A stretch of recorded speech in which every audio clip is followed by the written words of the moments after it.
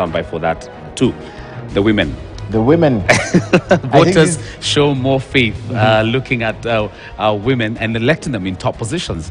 So before I ask you, who stands out, do you feel that perhaps having an Azimio candidate, first of all, representing the women, did that have any impact in having that opened among the voters? For the first time we had a deputy presidential candidate. Might that have had any impact? I wish I was on the touch screen so that we would look and break down. Tomorrow we'll make sure we do it right here as well. Yes. Yeah. So if we were on the touch screen, we look at, for example, Martha Karua in the last election in Gisugu specifically, Kirinyaga County. How many votes Martha Karua had in Gisugu, and how many of those votes have translated to Azimio La Umoja? Then you would say, well, her candidature in terms of votes for Azimio made an impact. However, there was so much encouragement, Laban, you can't deny this, that women saw themselves right at the front. And when they were running for this election, there's that level of confidence that also came from the voters that this particular time we are well represented. So definitely there is an issue, an aura of confidence that voters had in voting women, because right at the top, especially from the three candidates, Mwaure, Awahiga, Professor Wajakoya and Raila Odinga, they all had women as running mates. So that was enough encouragement and push for voters to pick women in this election. So good representation as well. So who stands out for you?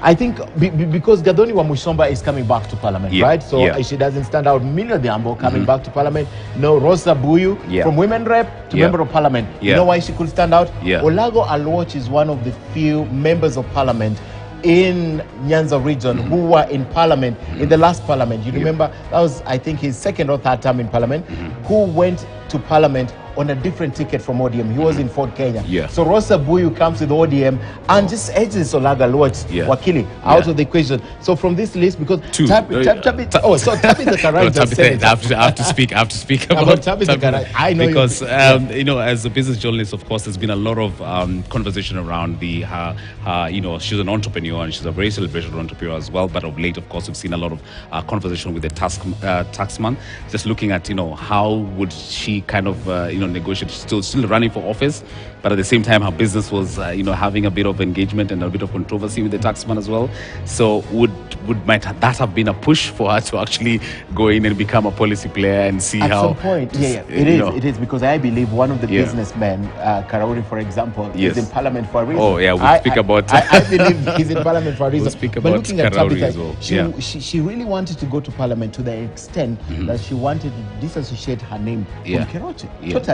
That's how eager she was to get to Parliament. So if Keroche was going to be a baggage, well, I'm no longer the CEO of Keroche. So yes. As an entrepreneur, I think that's really good. And kudos to all the women out there who've really, taken the lead and gone out there. And of course, a lot more. I want to talk about page 11. We don't have it on your screen, but it's just because Ken has mentioned it as well that, it's not a laughing matter for celebs. I don't know, would you consider Captain Ronald Karauri as a celeb? Definitely. As former CEO? He is. A sport person. And of course, we've had former radio presenter Jalango as well being re-elected. Former KBC anchor Naisula Lesuda as well. So these are names that perhaps, our audience would, remember, perhaps having, journalists, I must say, radio presenters, I must say. But for Karauri, and speaking about entrepreneurs, there was something you're saying about having a there must be a reason tough business climate. Remember and now debate. Getting the urge to actually remember the debate before the before government took action against the betting fund. There was a huge debate. If they had one of their own in Parliament, perhaps we would have seen that debate transform. He was able to sit members of Parliament down and whip them to agree with them. So probably, I'm sure there's a reason why Karauri is in Parliament, and we'll see in not so distant time. So if you can beat them, you join them. And he's an independent candidate. Oh yes, that was very interesting. That was very interesting actually in Kasarani to actually get an independent candidate to go into. So first 12 pages just looking at Kivumbi and All Matters election. Great work as well by the team earlier today. We'll move to the counties. I think that should be coming up on your screen.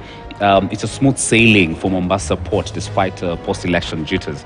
So, of course, Ken, there's a lot of, it's a buzz of activity, especially in the major towns as we're getting the final end of the results.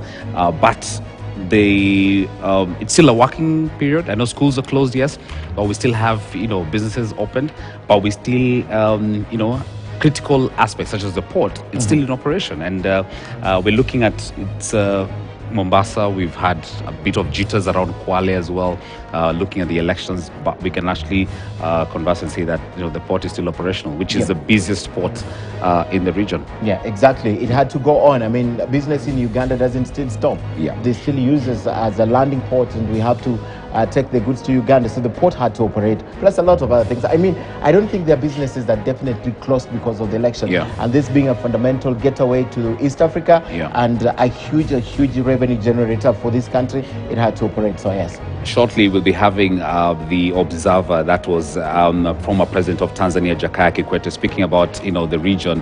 Of course, the EAC relies a lot on the port of Mombasa. So there is a conversation that was actually earlier today at Serena, and those they had that beat about saying, what, let's ensure that this is a peaceful process for the benefit of everyone around the region as well. So yeah, before we wrap it up, I think we'll just it's still entertainment as well. So of course we'll have your copy of the Pulse newspaper, which is all on entertainment and focusing a lot more on the election, talking about Jalango and career in the Langata Post. That's and as you conclude, I need to go back to the touchscreen because I know you have still a few pages. For sure. I'll be on the other side as you hand over. Perfect. Thank you very much, Ken Mijingu, as well. And of course, just to wrap it up on the beat about looking at what to expect on your paper tomorrow, there is a conversation around the world and looking at the East African region. We have Blinken, who is the U.S. Secretary of State. That's Anthony Blinken, who is actually in Rwanda at the moment, and they're holding talks with the Rwandan president, that's President Paul Kagame, just looking at tensions in Congo. We want to see how that pans out as well. Of course, we know that the U.S. Embassy as well in the country has been quite active, looking at a special focus on the election. We had Madam Whitman visit the EABC Tallying Center, that's at Bomas earlier today. So great to actually, you're going to get that on your page 30 of the Standard. And last but not least, of course, a lot more to look forward to on the sports. So that's it from me. As we say, hot off the press. Just before I exit, I'm going to get a few more copies as well for Ali Manzu and his guests. But thank you very much, and really appreciate for all our viewers as well. We'll be keeping you updated with the latest, of course, across all our digital platforms, both on television, online as well, and on your copy of the Standard. My name is Laban Cliff. I'm going to hand over to my colleague at Ali Manzu, or if not, we're just going to go straight to Bomas for the press briefing by the EABC chairman.